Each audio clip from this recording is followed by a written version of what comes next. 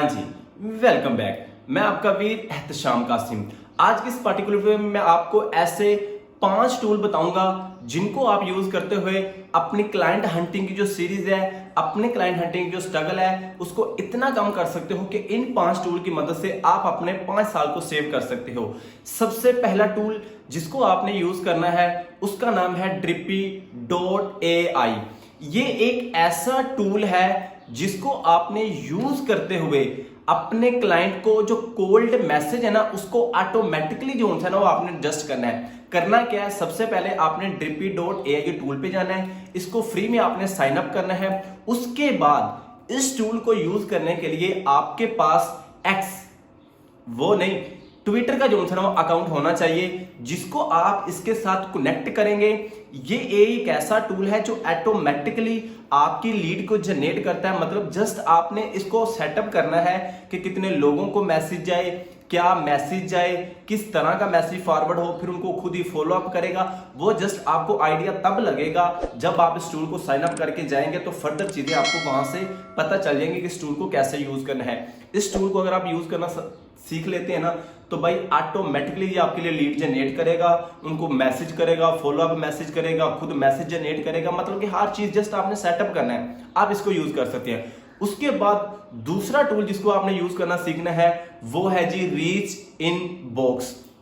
इस टूल का मकसद है कि जब आपको पता है हम क्लाइंट हंट करते हैं, हम लीड जनरेशन करते हैं, तो हमने क्लाइंट्स को ना कोल्ड ईमेल करनी होती है।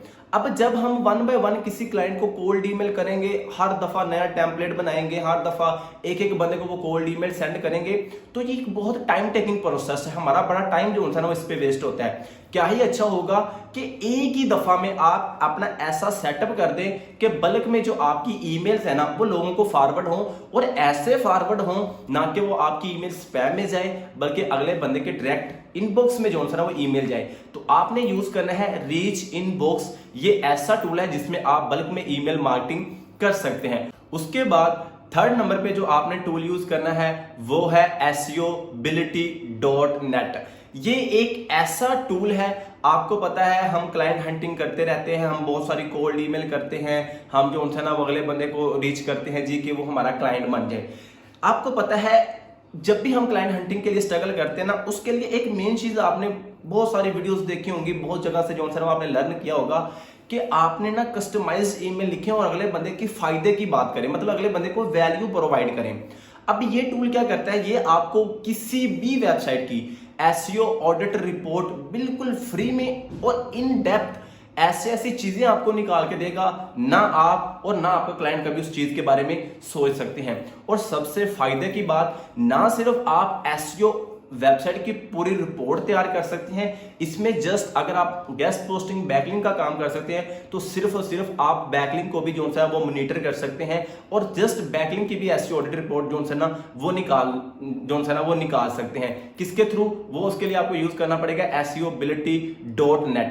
उसके बाद हम बात करें तो चौथा टूल जो आपने यूज करना है, आपको पता है हम बल्क में ना क्लाइंट्स निकालना सीखते हैं, जैसे कि हम गूगल मैप को यूज करते हैं लोकल क्लाइंट को रीच आउट करने के लिए, या बिजनेस डिफरेंट कंट्री की बिजनेस डायरेक्टरी को यूज करते हैं क्लाइंट का आउटरीच करने के लिए। अब जब आप गूगल मैप से क्लाइंट निकालते हैं ना तो आपको पता है हमें एक एक प्रोफाइल पे जाना पड़ता है, एक एक की वेबसाइट को रीच आउट करना पड़ता है, एक एक चीज को एनालिसिस करना पड़ता है, कभी उसकी ईमेल उठानी पड़ती है, कभी उसकी वेबसाइट का लिंक उठाना पड़ता है, कभी उसको एनालिसिस करना पड़ता है, कभी उसका व्हाट्सएप नंबर, तो काफी सारा टाइम वेस्ट होता है।